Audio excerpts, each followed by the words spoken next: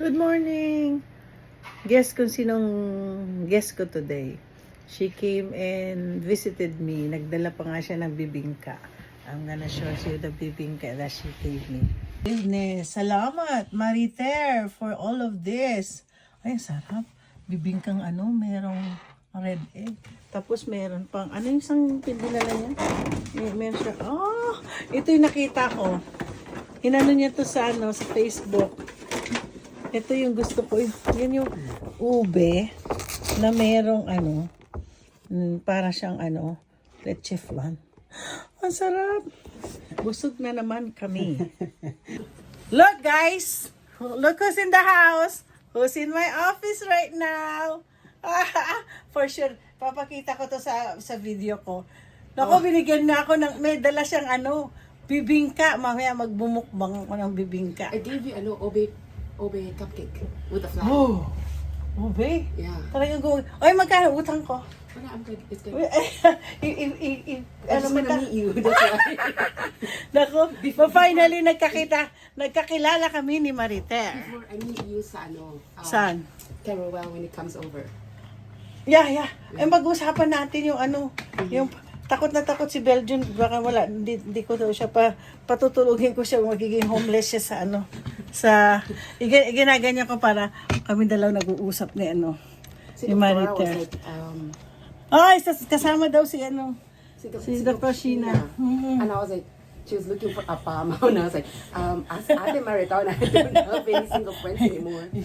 Yung kanina yung kliyente ko, kabibiyudo. Namatay asawa niya noong December. Ay, na-excite ako biglang si Mariter ang pero naduda na ako. Sabi ko, si Mariter yun na. I was like, actually, this is the first time I've come this way sa Tacoma. Tacoma? Kasi I'm not familiar. Oo. Just pass by. Pero madali mo makita sa Lakewood. Dahil kaya lang minsan, it's too traffic. Is it traffic? Not right now. Sa Seattle ka talaga mismo? I'm about 5 minutes away from Columbia City. Oo. Yeah. Maraming mga, well, actually, di ko muna sasabihin disclose. Hindi ko pa alam kung totoo or what. Gusto akong kausapin bukas ni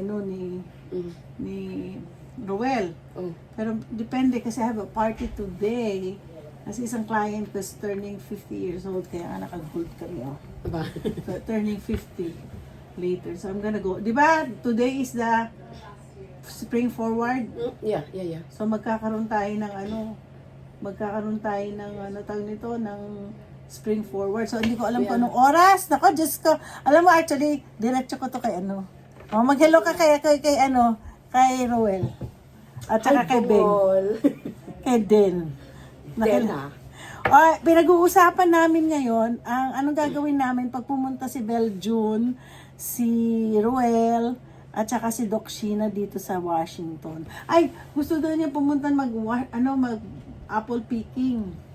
That's all the way to Yun nga, may farm ang kasi ng asawa ko. Is that season already? I think sabi niya nun sa akin, pag November, they need somebody to pick apples para paggawa ng cider. Ganon. May farm, yung pinsan ni Lance has almost 2,100 acres. Wow. Sa Matawa. Where's that at? They're farmers. It's near Yakama. Papuntang papuntang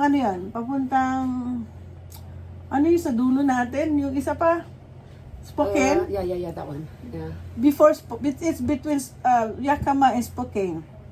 Matawa. It's by the river. Or Wapato? Malapit sa Wapato. Kami doon nag-fair kami sa Wapato. Malapit doon. Maraming mga Indian reservation. Oh, okay. Kasi nung dumating yung sister ko, gusto niya makakita ng cherry. May cherry tree. Those are nice too. Marami din siyang cherry tree. So, pinupunta namin. Yung lugar kasi is really a farm. Tapos, ang makikita mo mga farmers doon, mga Mexicano, wala kang makitang Pilipino. Mostly. But there's actually like a Filipino, they own a farm, I think. In Yakama. Yeah, and they sell their products by VA Hospital up on Beacon Hill. Oh yeah, They're over yeah, there I every know. weekend. Yeah. Yeah. Yeah, they do. They did that. They do that. Some of my clients, they go there and they say, oh, you want to buy some? I say, okay. Pero I want to go to their farm. Really, really to go to their farm. So kung, I don't know when are they planning of going. Soon they're gonna come like, kailan kaya? It's cold. I know, October. Sabi, maganda rin naman, that is a fall color. But they have to go wear a jacket. Oh yeah. Yeah. Jacket para yeah, kasi sabi ko pinagmamalaki ko kay I'm telling Ruel that the what do you call this, the Washington apple, I grew up with Washington apple when I was a kid in the Philippines. So I was so surprised to see that I'm gonna living in the state where the Washington apple is. Sabi ko, sabi ko, nung time na yon, sabi nga ni Myla, yung manager ko, you can bring one box of Washington apple to the Philippines. Isang you can bring it. I didn't realize you can do that. So to bring.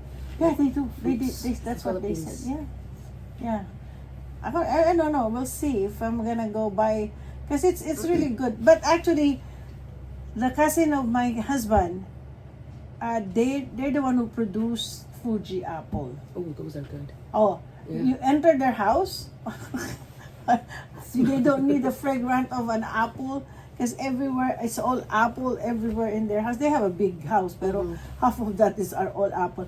And then I even went to their warehouse, na malamig. It's an air conditioned, Yeah. They have to. yeah.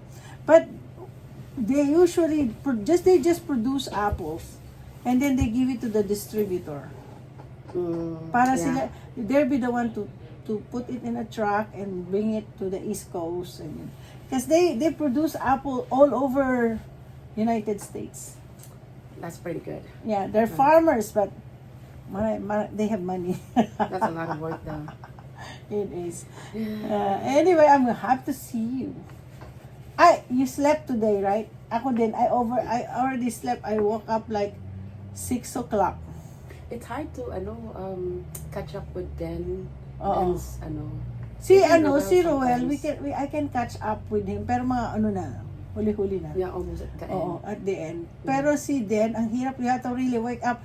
So one time, actually yesterday, I woke up like 2:30, then I wanna check something online. Tapos nakita ko si Den naka-online. Nag-hello ako. Hanggang hindi na ako nag-ano. Pero after that, when she stopped, I went back to sleep. Kasi, and then I have to wake up kasi 5:30, I have to make food for my husband. So, anyway, mamaya makikita nyo magbumukbang ako sa sa dala niyang paborito ko kasi bibingka ha? What's your sugar?